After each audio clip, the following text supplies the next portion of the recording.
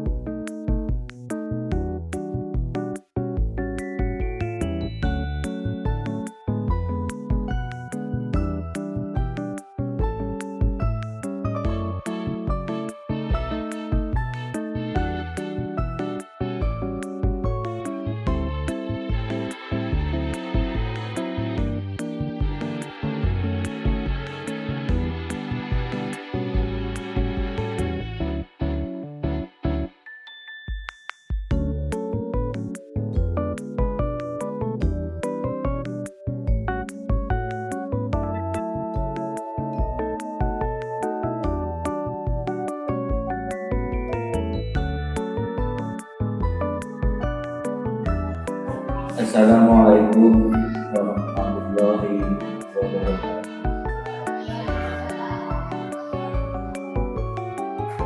Alhamdulillah wa syukurillah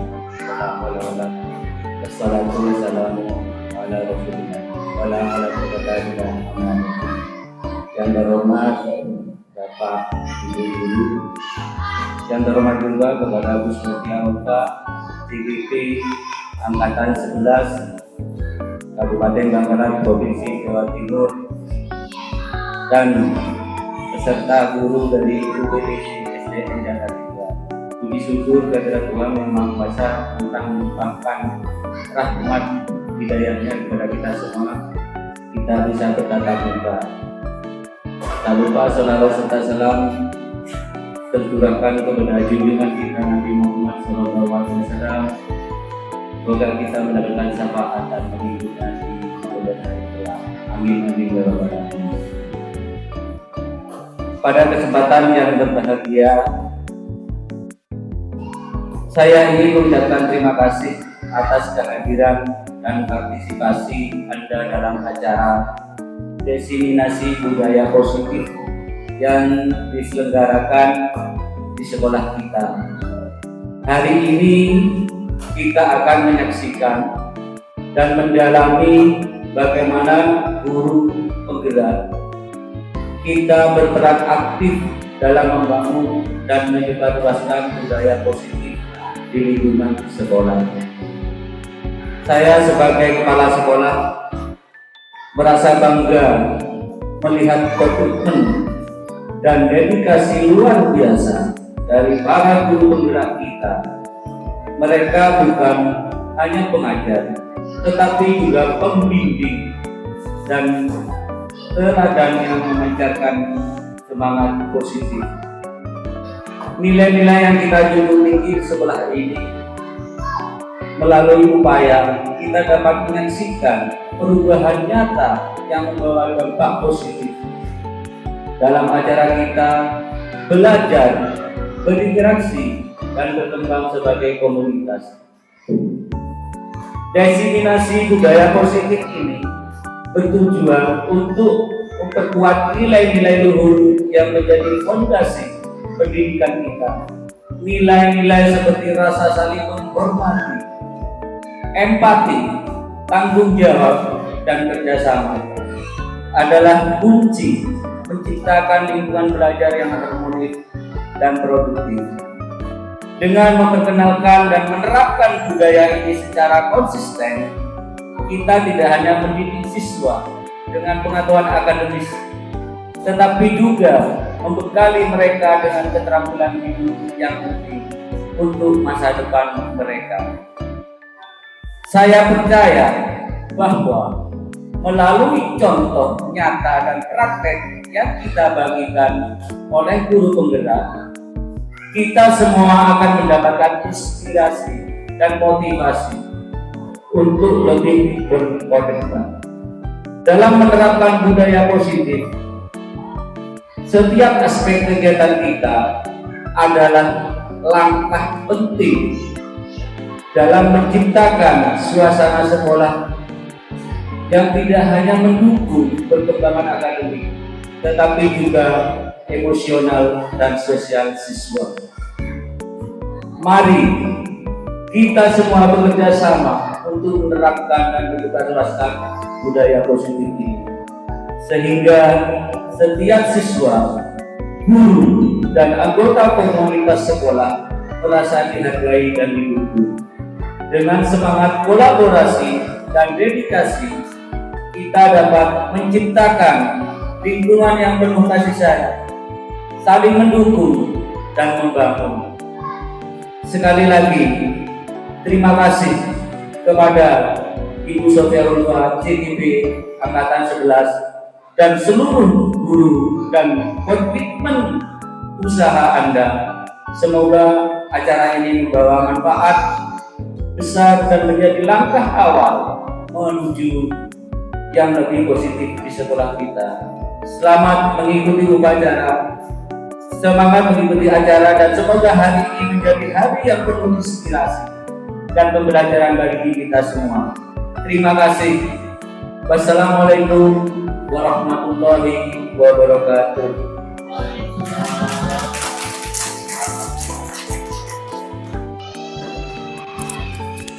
Baik, terima kasih kepada Bapak Pimpinan UPTD SD Jangkar 3 yang telah memberi ucapan sambutan untuk acara hari ini. Dan saya juga berterima kasih kepada Bapak Ibu Guru UPTD SD Jangkar 3 yang telah hadir mengikuti acara hari ini. Saya di sini adalah Sofia Ulfa, saya guru di UPTD SD Negeri Jangkar 3. Saya adalah calon guru penggerak angkatan 11 dari Kabupaten Bangkalan, Jawa Timur. Di sini saya akan menyebarkan pemahaman dan penerapan pengalaman budaya positif. Dari yang sudah saya pelajari di modul 1.4 yaitu budaya positif, kami seorang calon guru penggerak diajarkan untuk memahami konsep inti budaya positif. Budaya positif ini terdiri dari yang pertama adalah perubahan paradigma belajar, yang kedua disiplin positif, yang ketiga nilai-nilai kebajikan, yang keempat adalah kebutuhan dasar manusia, yang kelima motivasi perilaku manusia, yang keenam posisi kontrol guru, ketujuh keyakinan kelas, dan yang terakhir adalah segitiga restitusi. Baik, dimulai yang pertama adalah pembelajaran dengan paradigma baru. Pembelajaran dengan paradigma baru merupakan pembelajaran yang dirancang berdasarkan prinsip pembelajaran berdiferensiasi sehingga para peserta didik belajar sesuai kebutuhannya berdasarkan tahap perkembangan sesuai teori psikolog modern untuk mewujudkan profil pelajar Pancasila. Di sini ada gambar profil pelajar Pancasila. Yang pertama adalah beriman, bertakwa kepada Tuhan Yang Maha Esa dan berakhlak mulia. Yang kedua adalah berkebinekaan global. Yang ketiga mandiri, bergotong royong, bernalar kritis, dan kreatif. Ini semua adalah termasuk dari profil pelajar Pancasila. Baik Bapak Ibu, di sini saya akan menjelaskan tentang miskonsepsi tentang teori kontrol. Di sini kita menganggap bahwa ilusi guru yaitu adalah mengontrol murid. Kemudian juga ilusi bahwa semua penguatan positif efektif dan bermanfaat itu hanya dari guru. Dan kemudian ilusi bahwa kritik dan membuat rasa bersalah mampu menguatkan karakter. Kemudian juga yang terakhir adalah ilusi bahwa orang dewasa berhak memaksa. Nah, itu yang selama ini kita terapkan di sekolah. Kita secara tidak sadar, kita menganggap posisi kontrol kita sebagai guru adalah seperti itu. Namun, ternyata ternyata setelah saya mengikuti program guru penggerak, semua yang telah kita lakukan selama ini adalah miskonsepsi yang telah kita terapkan di sekolah kita.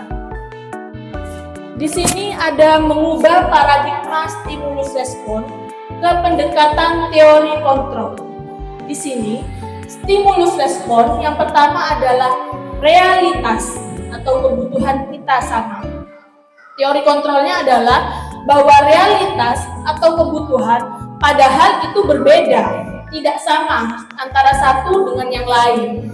Kemudian, semua orang melihat yang sama, itu stimulus responnya. Namun, teori kontrolnya adalah setiap orang memiliki gambaran yang berbeda antara satu dengan yang lainnya. Kemudian, kita mencoba mengubah orang agar berpandangan sama dengan kita. Padahal teori kontrolnya adalah kita berusaha memahami pandangan orang lain tentang dunia. Dan kemudian perilaku buruk dilihat sebagai suatu kesalahan. Padahal teori kontrolnya adalah semua perilaku memiliki tujuannya masing-masing. Sehingga kita tidak bisa menjudge satu sama lain bahwa kita melakukan apapun itu pasti ada tujuannya, seperti itu. Kemudian di sini orang lain bisa mengontrol saya. Nah, teori kontrolnya adalah hanya Anda yang bisa mengontrol diri Anda sendiri. Begitu ya Bapak Ibu ya. Kan selama ini kita mengira bahwa orang lain itu bisa mengontrol diri kita. Padahal hanya kitalah yang mampu bisa mengontrol diri kita sendiri. Di sini juga saya bisa mengontrol orang lain. Nah, selama ini yang kita terapkan pada siswa-siswi kita menganggap kita mampu. Kita mampu mengontrol mereka semua. Namun kita nyatanya tidak bisa mengontrol orang lain. Itu ya Bapak Ibu ya. Jadi yang selama ini kita terapkan pada siswa itu hanya ilusi kita masing-masing bahwa kita bisa mengontrol anak satu dengan yang lain, padahal kita tidak memiliki kewenangan untuk mengontrol mereka semua. Baik, di sini juga ada pemaksaan ada pada saat bujukan gagal. Kolaborasi dan konsensus menciptakan pilihan-pilihan baru. Dan kemudian model berpikir menang kalah. Nah, di sini kita selama ini juga menerapkan bahwa model berpikir itu hanya ada menang dan kalah. Tetapi kita salah selama ini. Ternyata model berpikir itu ya menang-menang saja. Ya, begitu. Karena kita tidak bisa langsung menjudge bahwa yang gagal itu adalah yang kalah, begitu ya Bapak Ibu ya. Jadi yang gagal itu hanya tertunda untuk menang, tapi jika kita memberikan usaha yang maksimal, maka di masa depan pasti kita akan meraih kemenangan, begitu ya Bapak Ibu. Kemudian di sini saya juga akan menjelaskan disiplin positif. Disiplin berasal dari kata disiplina, yang artinya belajar. Disiplin mengacu pada disiplin diri yang memiliki tanggung jawab terhadap apa yang dilakukannya berdasarkan nilai-nilai yang diyakini.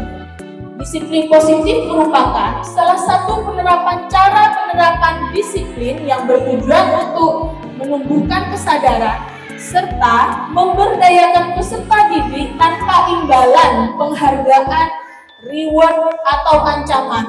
Nah, selama ini yang kita salah persepsi adalah bahwa kita menginginkan siswa-siswi kita sesuai dengan apa yang kita mau. Kalau tidak sesuai dengan apa yang kita mau, maka kita akan memberi apa Bapak Ibu? Hukuman ya Bapak Ibu ya. Nah, selama ini kita selalu berpikir kalau mereka tidak sesuai dengan apa yang kita mau, maka kita harus memberi ancaman ataupun hukuman. Dan jika mereka mampu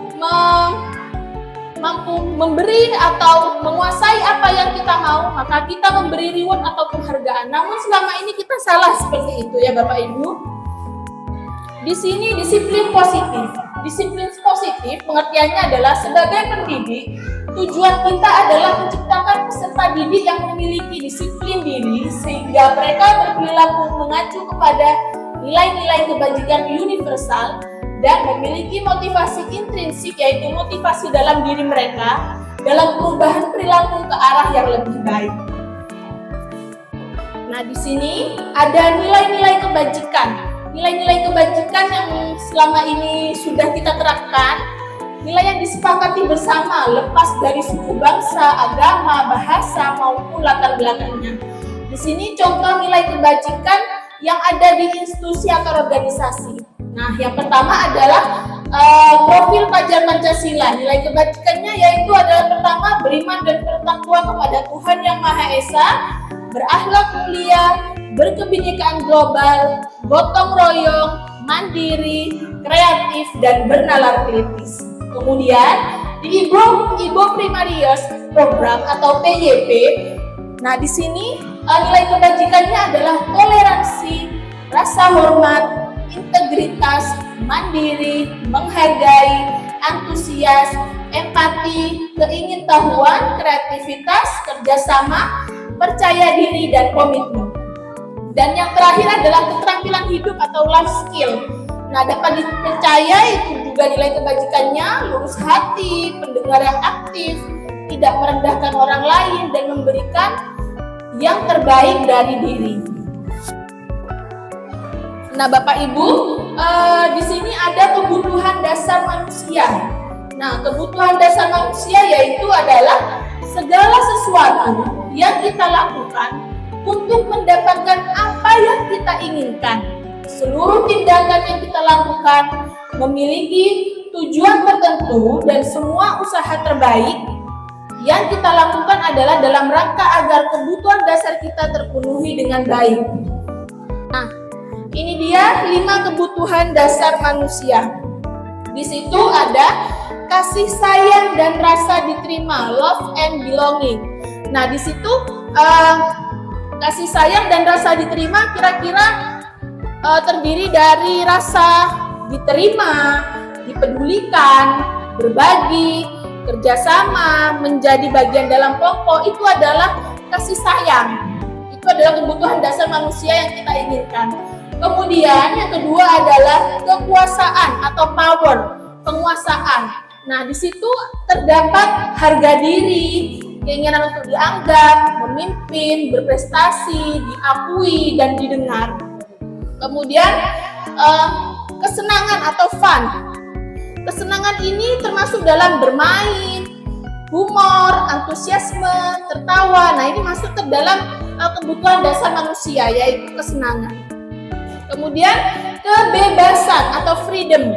Nah, di sini kebebasan ini termasuk di dalam mandiri, memiliki pilihan, mencoba hal baru, mampu mengendalikan arah duanya, dan juga yang terakhir adalah bertahan hidup atau survival.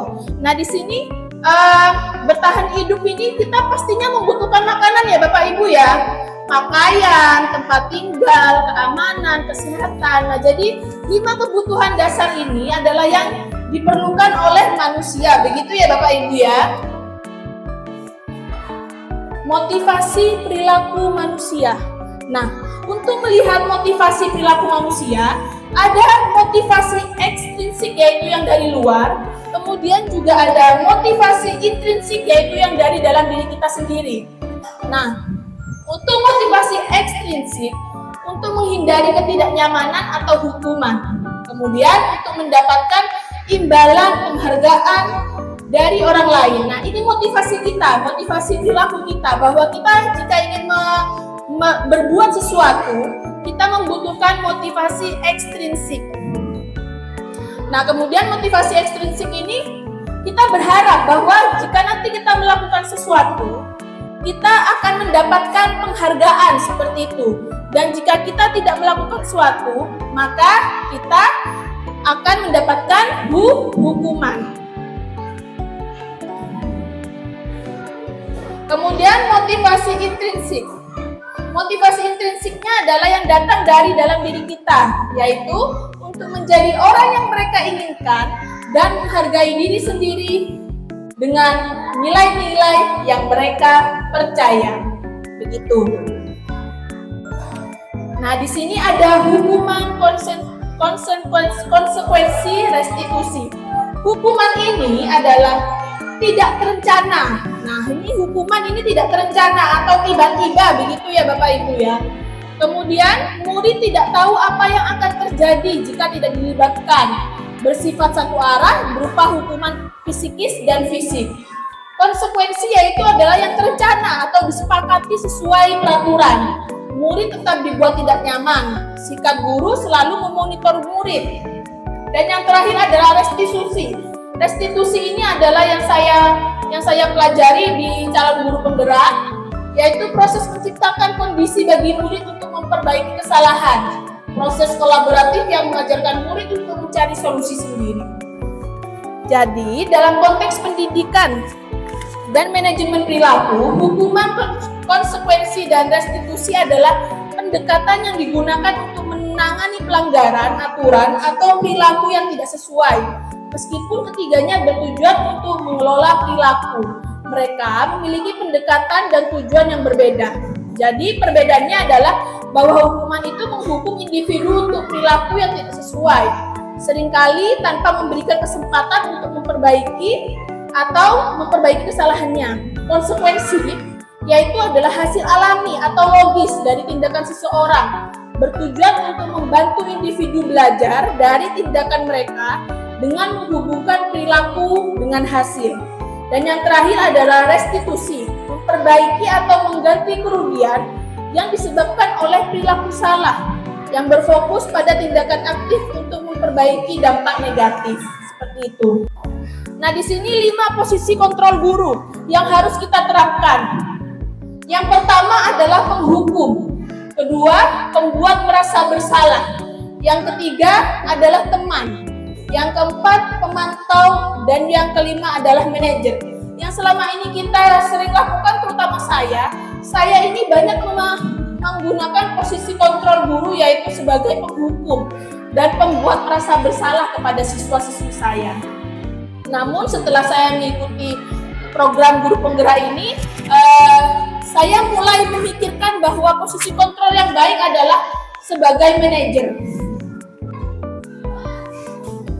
Nah, di sini ada contoh penerapan 5 posisi kontrol. Yang kasusnya adalah siswa tidak memakai sepatu hitam ke sekolah. Nah, contoh perkataan dari penghukum adalah, karena kamu tidak memakai sepatu hitam sesuai dengan aturan sekolah, kamu akan diminta untuk menjalani tugas tambahan setelah pelajaran selesai hari ini. Ini adalah bagian dari konsekuensi untuk pelanggaran aturan.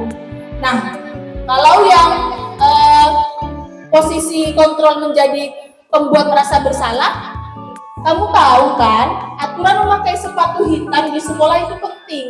Dengan tidak mengikuti aturan ini, kamu mungkin membuat orang tua dan guru kecewa.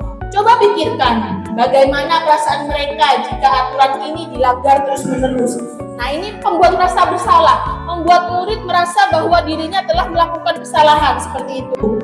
Nah, kemudian di sini posisi kontrol sebagai teman. Nah, sebagai teman ini kita menganggap kita dan murid ini sepantaran, seperti teman. Nah, ini perkataannya, "Hei, saya lihat kamu tidak memakai sepatu hari ini. Apakah ada yang bisa saya bantu? Mungkin kamu lupa atau ada masalah lain. Ayo kita cari solusi bersama supaya kamu bisa mematuhi aturan lain waktu." Nah, yang keempat adalah posisi kontrol guru sebagai pemantau. Perkataannya adalah, kamu sudah melanggar peraturan sekolah. Kamu tahu konsekuensinya? Setelah ini, kamu diminta tolong orang rumahmu mengantar sepatu hitammu ke sekolah dan jangan diulangi lagi. Nah, ini pemantau. Kita memberitahu mereka untuk kita ini guru memantau bagaimana kesalahannya supaya tidak diperbuat lagi di masa. Yang terakhir adalah manajer. Apakah kamu tahu kesalahanmu? Bagaimana kamu memperbaiki kesalahanmu? Nah, di sini sebagai posisi kontrol guru sebagai manajer adalah dia bertanya kesalahan apa yang sudah diperbuat, menimbulkan pertanyaan bagi siswa agar dia memiliki tindakan untuk perbuatannya dan merencanakan bagaimana memperbaiki kesalahan.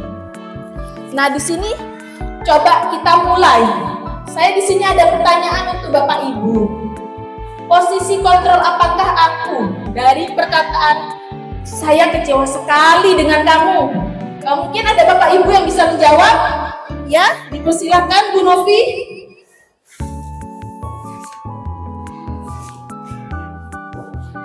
Berdiri. Itu mencerminkan posisi kontrol membuat merasa bersalah. Oh ya, betul.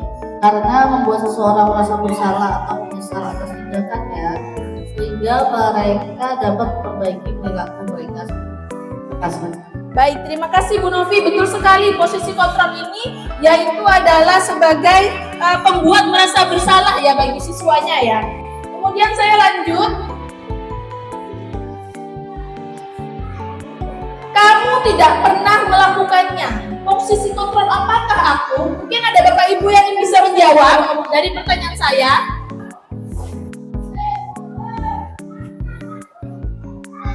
Menurut saya itu mencerminkan posisi kontrol tertentu. Posisi ini digunakan untuk menegakkan disiplin atau memberikan konsekuensi terhadap perilaku yang dianggap tidak memadai. Baik, terima kasih Bu Muti sudah menjawab pertanyaan dari saya. Saya lanjut pada posisi kontrol berikutnya ya Bapak Ibu. Apa rencanamu untuk menyelesaikan masalah ini? Kira-kira ini posisi kontrol apa ya Bapak Ibu ya? Ada yang bisa menjawab kira-kira? Ya Pak Sony? Dipersilakan berdiri.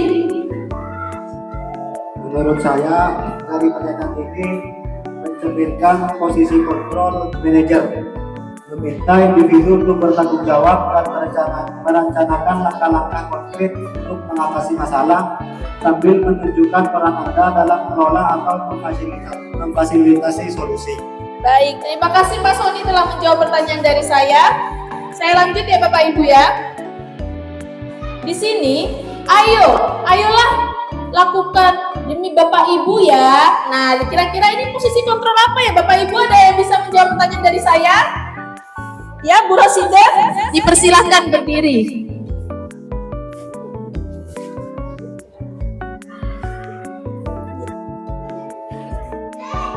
Mencerminkan posisi kontrol, teman berusaha untuk mendorong seseorang dengan cara yang lebih mendukung dan persuasif, menggunakan pendekatan yang lebih empatik untuk memotivasi mereka agar menguatkan pesan atau arahan Anda.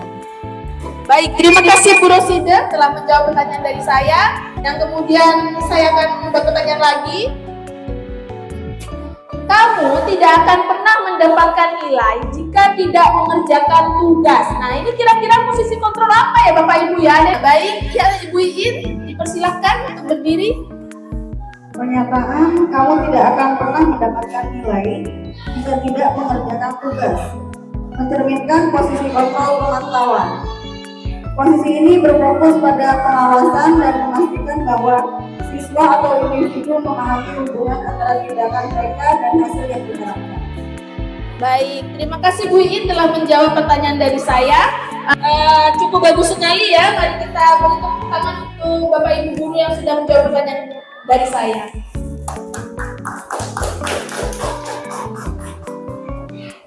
Nah, di sini keyakinan kelas. Kita masuk di tahap keyakinan kelas.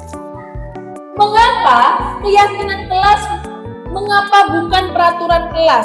Nah, di sini keyakinan kelas adalah yang selama ini kita gunakan. Nah, menggunakan keyakinan kelas, alih-alih peraturan kelas dapat menciptakan lingkungan belajar yang lebih positif dan kolaboratif, di mana siswa merasa lebih terlibat dan termotivasi untuk mematuhi norma-norma yang telah disepakati bersama. Keyakinan membangun budaya dan nilai-nilai bersama, sementara peraturan lebih fokus pada struktur dan kepatuhan. Keduanya memiliki peranan penting, tetapi memilih untuk fokus pada keyakinan dapat menghasilkan ikatan yang lebih kuat dan rasa tanggung jawab yang lebih mendalam di antara siswa. Nah, di sini ada pembentukan kelas dengan keyakinan kelas. Jadi, pembentukan keyakinan kelas ini bersifat abstrak, berupa pernyataan universal, dibuat dalam pernyataan positif. Sedikit saja agar mudah diingat, sesuai dengan kondisi kelas dan sekolah hingga mudah diterapkan. Semua warga kelas dilibatkan saat membuat keyakinan kelas. Jadi ini langkah-langkah kita untuk membuat keyakinan kelas ya Bapak Ibu ya. Segitiga restitusi. Segitiga restitusi adalah suatu proses dialog yang dijalankan oleh guru agar dapat menghasilkan murid yang mandiri dan bertanggung jawab. Nah ini menstabilkan identitas. Menstabilkan identitas dilakukan berdasarkan prinsip bahwa membuat kesalahan adalah bagian dari proses pembelajaran yang nantinya akan menggeser identitas gagal ke identitas sukses. Nah, perkataan yang biasanya dilontarkan pada menstabilkan identitas itu yaitu adalah berbuat salah itu wajar. Tidak ada manusia yang sempurna. Bapak Ibu juga pernah melakukan kesalahan seperti itu. Kamu berhak merasa seperti itu. Kemudian yang terakhir adalah Bapak atau Ibu tidak mau mencari siapa yang salah, tapi ingin mencari solusi dari permasalahan ini. Nah, ini perkataan yang biasa dilontarkan pada saat menstabilkan identitas kita kepada murid. Kemudian, memvalidasi tindakan yang salah. Validasi tindakan yang salah dilakukan berdasarkan prinsip bahwa setiap perilaku berupaya memenuhi suatu kebutuhan tertentu, sehingga guru atau orang tua akan bergeser dari pemikiran stimulus, kemudian stimulus respon menjadi proaktif serta akan lebih mengenali dan mengakui kebutuhan murid atau anak. Perkataan yang sering dilontarkan pada saat kita memvalidasi tindakan yang salah sebagai guru adalah kamu pasti punya alasan mengapa melakukan hal itu. Kemudian kamu patut bangga karena telah melindungi sesuatu yang penting buatmu. Kemudian kamu melakukannya karena mempertahankan sesuatu yang penting bagimu. Dan yang terakhir adalah menanyakan keyakinan. Di sini pada saat siswa berbuat kesalahan, kita harus menanyakan keyakinan kepada siswa tersebut. Yaitu menanyakan keyakinan dilakukan dengan memberi pertanyaan-pertanyaan bermakna kepada murid atau anak untuk memunculkan motivasi secara intrinsik sehingga mampu mengaitkan keyakinan dengan tindakan yang salah. Perkataan yang sering dilontarkan untuk menanyakan keyakinan kita kepada murid pada saat membuat masalah yaitu adalah apa keyakinan kelas kita, kemudian nilai-nilai apa yang telah disepakati bersama, seperti apa gambaran sebuah kelas yang ideal menurut kamu. Kemudian yang terakhir adalah kamu ingin menjadi orang yang seperti apa. Nah, seperti itu ya Bapak Ibu ya. Jadi kita tidak bisa langsung menjudge bahwa kamu itu salah. Seperti itu, harus ada tahapannya, yaitu menggunakan segitiga restitusi. Yang pertama, menstabilkan identitas. Yang kedua adalah memvalidasi tindakan yang salah. Dan yang ketiga adalah menanyakan keyakinan. Nah, di sini saya sudah menerapkan contoh penerapan segitiga restitusi di kelas saya. Nah, mari kita simak video ini ya Bapak Ibu ya. Assalamualaikum Bu. Waalaikumsalam Adiban. Adiban, tadi Ibu dengar laporan dari ketua kelas. Katanya kamu habis bertengkar ya sama Abil ya? Iya Bu, kesel sih karena Abil mengambil terus-menerus pensil warna yang saya bawa. Tanpa terlebih dahulu izin kepada saya. Oh begitu, ya wajarlah kamu marah dan kesal. Jika ibu ada di posisi kamu, ibu juga pasti akan berbuat hal yang sama. Lalu, apa yang kamu lakukan terhadap Abil? Saya marah-marah Bu, saya maki-maki Abil. Dan tanpa sadar saya hampir menarik kerah bajunya. Oh begitu, pasti kamu berbuat seperti itu karena ada alasannya ya. Ya wajarlah kalau kamu merasa marah karena Abil secara terus-menerus mengambil pensil warna milikmu tanpa terlebih dahulu izin kepada kamu. Ibu sangat menghargai. tindakan kamu yang tidak berbuat lebih buruk daripada itu, misalnya memukul. Sekarang coba kita pikirkan, tindakan kamu marah sampai hampir menarik kerah baju Abil, apakah sesuai dengan keyakinan kelas kita? Dan menurut kamu, keyakinan kelas apa yang sudah dilanggar? Saling menghormati antar teman, Bu. Ya, betul sekali. Menurut kamu, saling menghormati antar teman itu penting tidak untuk kamu? Nah, baik kalau menurut kamu itu penting, jadi keyakinan apa yang harus kamu lakukan pada saat kamu marah? Harus lebih sabar, Bu. Kamu bersedia tidak memperbaiki masalah ini? Ya, Bu.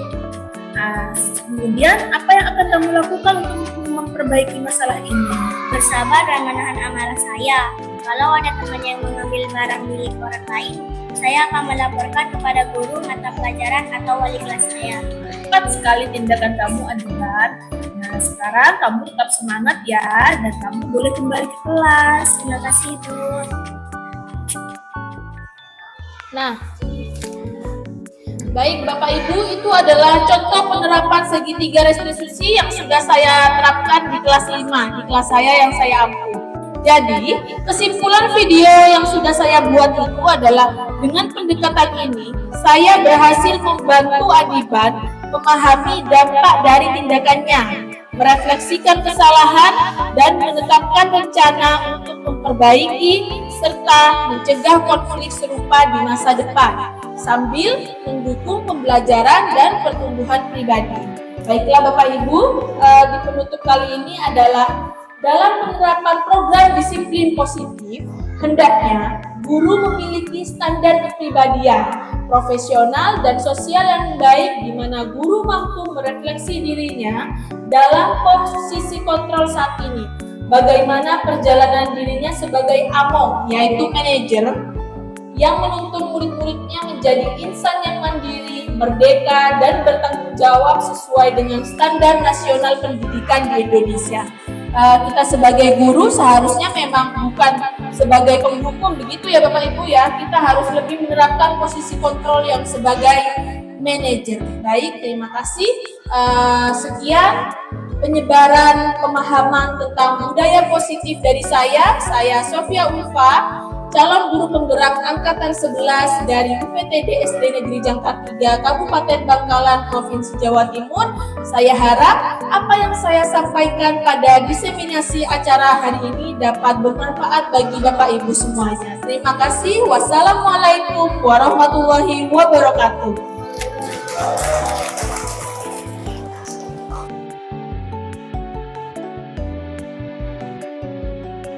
Assalamualaikum warahmatullahi wabarakatuh. Perkenalkan, nama saya Mutiah, guru agama pendidikan agama Islam. Setelah mengikuti desminasi budaya positif oleh Ibu Sofia Ulfa, CGP Angkatan 11 di UPTD SDN Jangkar 3, alhamdulillah saya mendapatkan banyak ilmu bermanfaat tentang cara menerapkan budaya positif di UPTD SDN Jangkar 3. Terima kasih. Wassalamualaikum warahmatullahi wabarakatuh.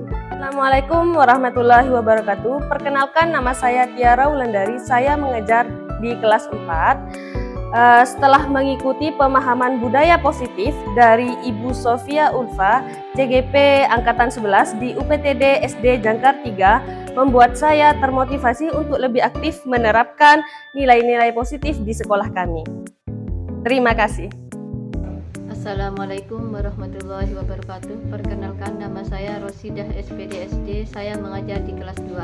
Setelah saya mengikuti pemahaman tentang budaya positif dari Ibu Sofia Ulfa, JGP Angkatan 11 di UPTD SD Negeri Jangkar 3, saya sangat terinspirasi tentang pengetahuan dan pengalaman yang memberi dampak positif bagi saya. Sekian dan terima kasih. Assalamualaikum warahmatullahi wabarakatuh.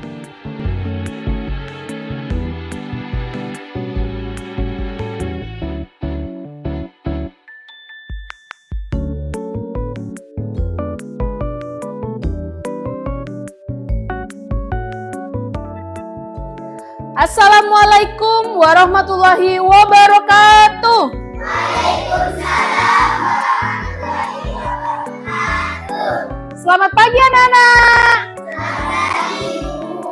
Alhamdulillah, bagaimana kabarnya hari ini anak-anak semua? Baik. Alhamdulillah baik ya. Hari ini anak-anak masuk semua ya? Alhamdulillah, berarti pada hari ini anak-anak sehat walafiat bisa datang ke sekolah pada pagi hari ini.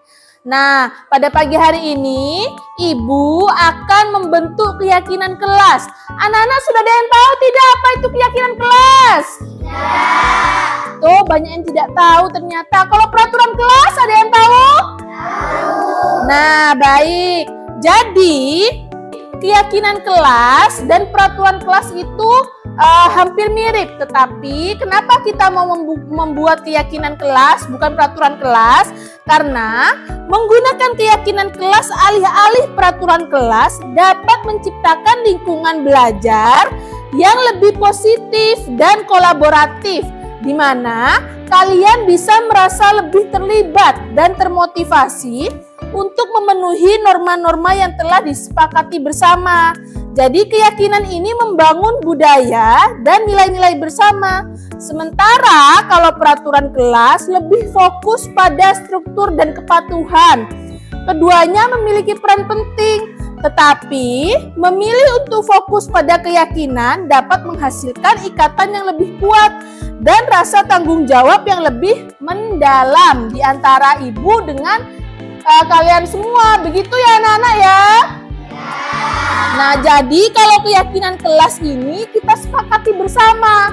Kalian inginnya apa? Mari kita sepakati bersama untuk dibuat sebagai keyakinan kelas ya.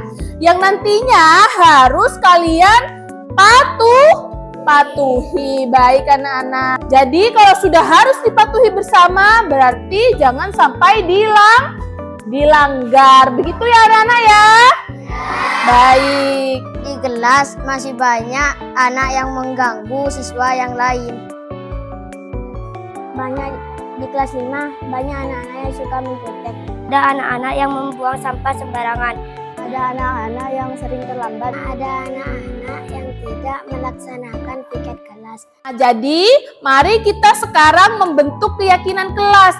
Hal-hal apa yang kalian inginkan yang nantinya bisa kita sepakati bersama sebagai apa yang harus kita patuhi di kelas 5. Nah, sekarang Ibu mau bertanya ke kalian, apa sih harapan kalian, keinginan kalian?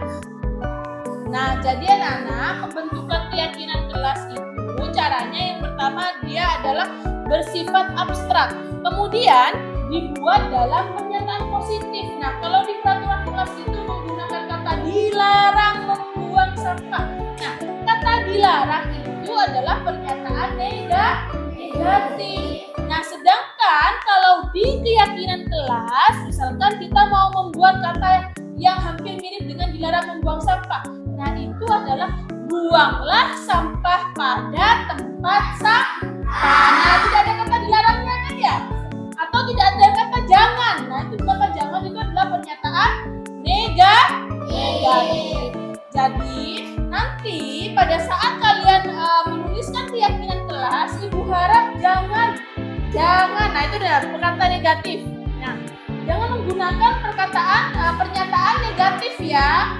Tidak ada kata jangan, dilarang, tidak boleh. Nah, itu jangan seperti itu. Jadi kalau mau jangan membuang air seenaknya, misalkan gitu. Berarti hematlah dalam penggunaan air. Nah, di situ adalah pernyataan positif. Paham ya anak-anak ya? Nah, dan juga membuat keyakinan kelas itu sedikit saja kalimatnya agar mudah diingat. Nah, seperti itu.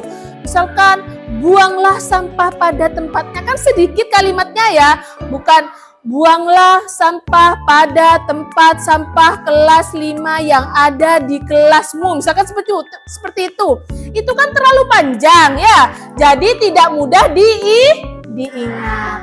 Nah, kemudian juga sesuaikan dengan kondisi kelas sehingga mudah diterapkan. Seperti itu. Misalkan di kelas tidak ada sapu, tapi di keyakinan kelas anak-anak disuruh piket. Nah, itu kan tidak masuk kondisinya ya. Jadi disesuaikan apa yang ada di kelas kalian itu disesuaikan dengan apa yang kalian mau untuk membentuk keyakinan Oke, nah kemudian semua warga kelas dilibatkan dalam pembentukan keyakinan kelas. Nah, semua warga kelas ini siapa saja ya? Yang tahu? Iya, Wirda? Iya, betul sekali. Tepuk tangan untuk Wirda ya. Ya, betul sekali. Jadi semua dilibatkan warga kelasnya, yaitu adalah ibu sebagai wali kelas 5 dan juga kalian siswa-siswi yang ada di kelas 5. Baik, sudah pintar sekarang anak-anak. Nah, sekarang mari kita membuat keyakinan kelas ya. Ibu akan membagikan kertas post-it. Kalian tulis di sini keyakinan kelas apa yang akan kalian terapkan nantinya di kelas 5. Begitu ya. Misalkan seperti tadi, buanglah sampah pada tempatnya. Ya, baik, paham? Nah, sekarang Ibu bagikan ya satu persatu ya.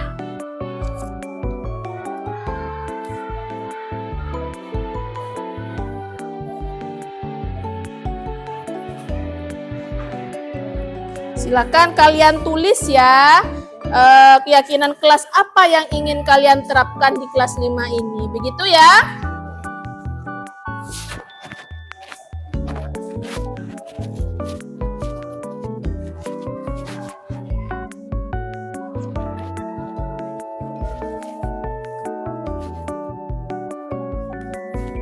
Silakan dituliskan.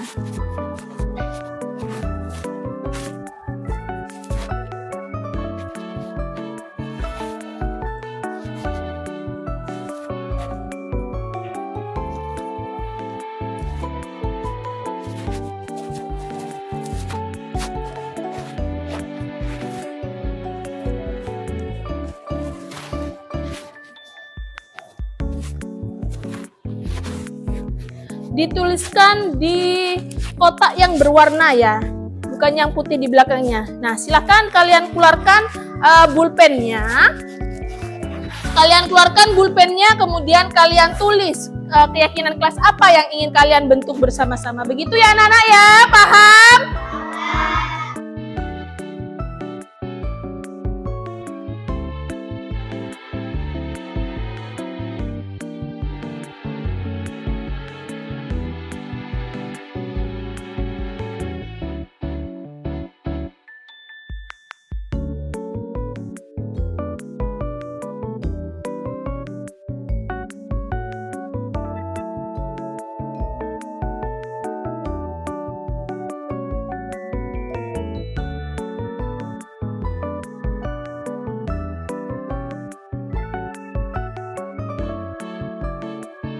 Nah, baik anak-anak, sambil lalu kalian menulis, sambil didengarkan ya. Nanti yang sudah selesai menuliskan keyakinan kelasnya, silakan kalian tempelkan di sini terlebih dahulu semua ya. Ya, silakan ditempel di sini.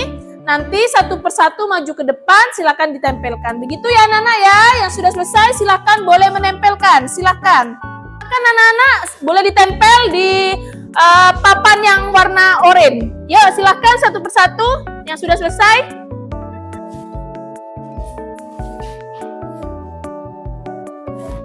Ya, pelan-pelan. Ditata yang rapi ya.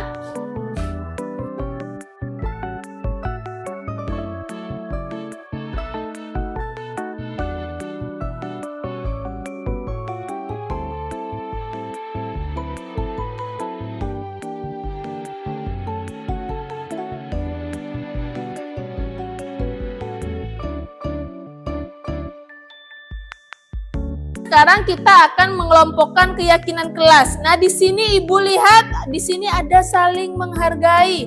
Nah, Ibu taruh di sebelah sini. Nanti Ibu panggil beberapa anak untuk maju ke depan. Silahkan dikelompokkan yang sama-sama saling menghargai. Bisa ditaruh di bagian atas.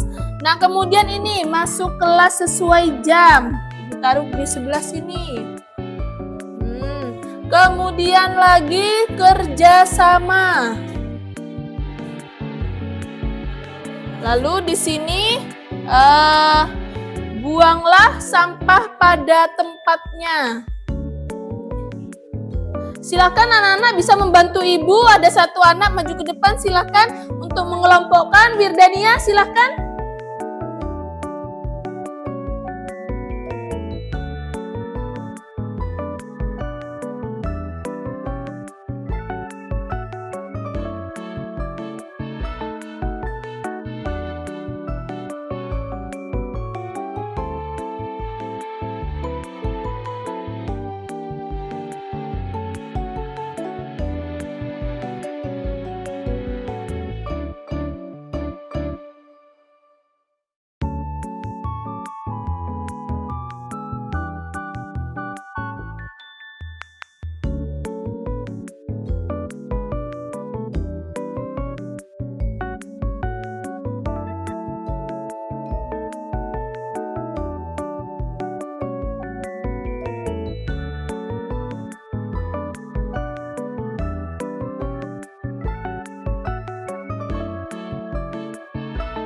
Terima kasih untuk anak-anak ibu sudah mau membantu ibu. Tepuk tangan untuk teman-temannya yang sudah menuliskan keyakinan kelas.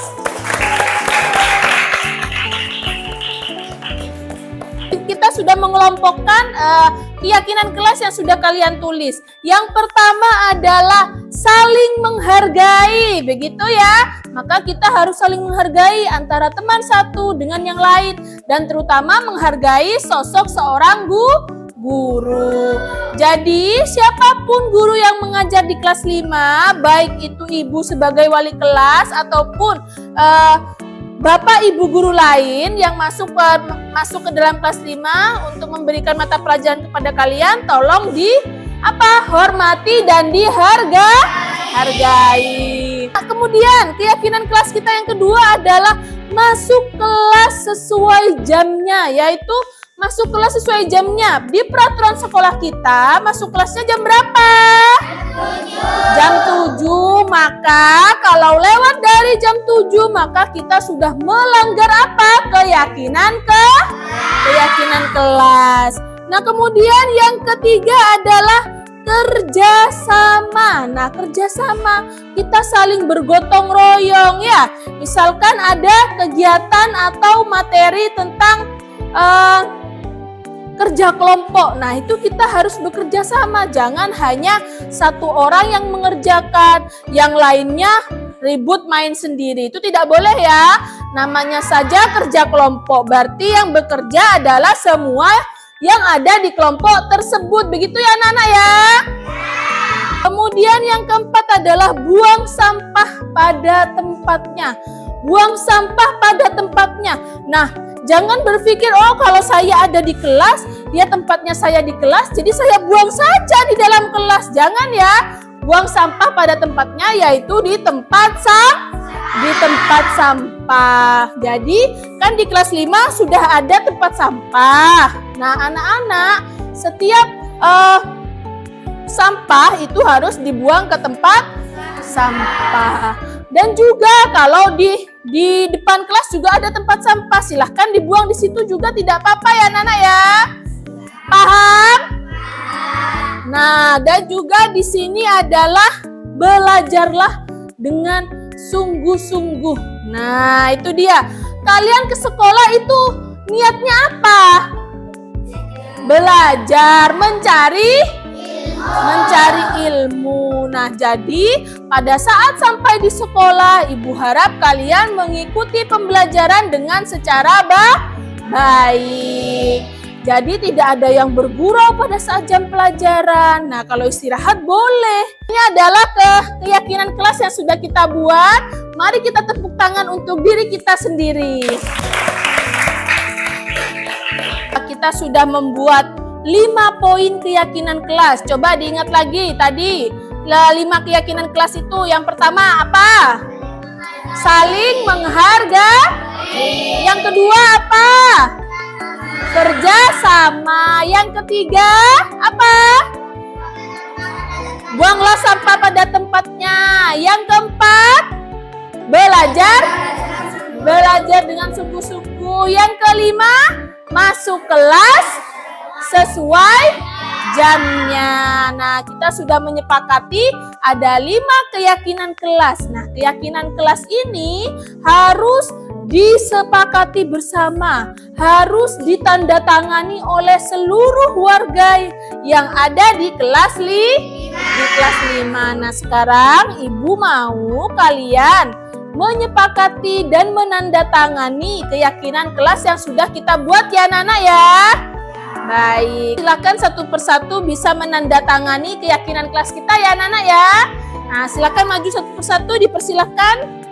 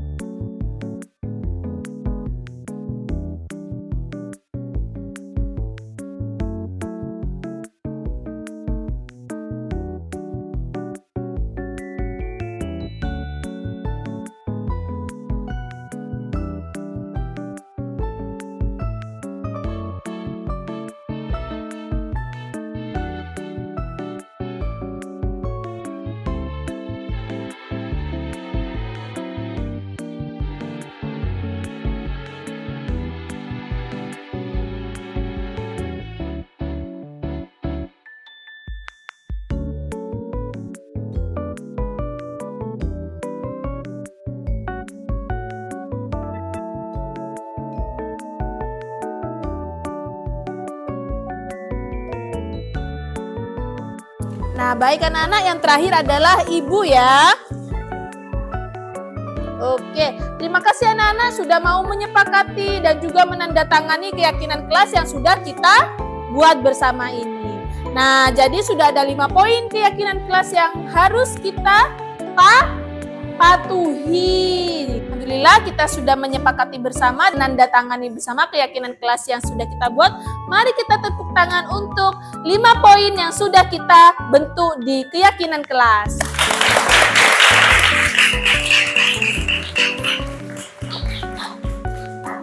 Ibu harap anak-anak bisa mematuhi dan melaksanakan apa yang sudah kita sepakati bersama dan juga menjadi keyakinan kelas kita. Begitu ya anak-anak ya. Nah, mulai dari sekarang mari kita terapkan 5 poin keyakinan kelas yang ada di kelas 5. Oke, semangat anak-anak. Kurang semangat. Semangat anak-anak. Kurang semangat. Semangat anak-anak. Oke, alhamdulillah, terima kasih sudah mau membuat dan membentuk keyakinan kelas di kelas 5. Ibu harap ke depannya anak-anak menjadi anak-anak yang sesuai dengan apa yang kalian inginkan di dalam keyakinan kelas kita. Begitu ya anak-anak ya?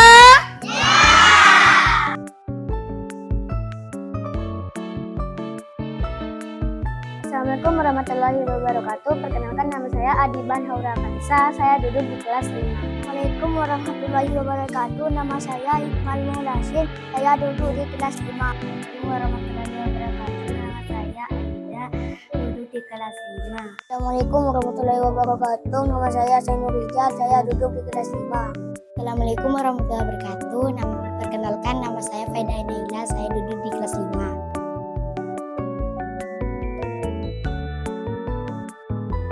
Mengasihkan, bermanfaat, antusias, menyenangkan, sangat penting.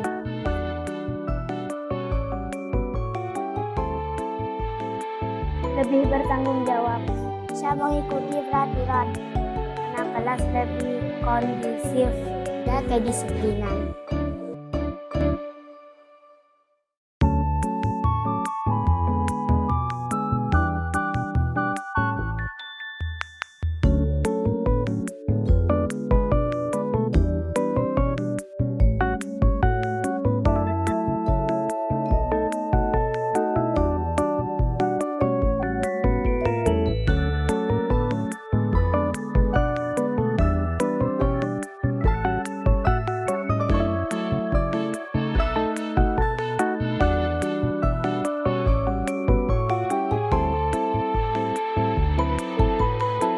Sekian video dari saya, salam guru penggerak.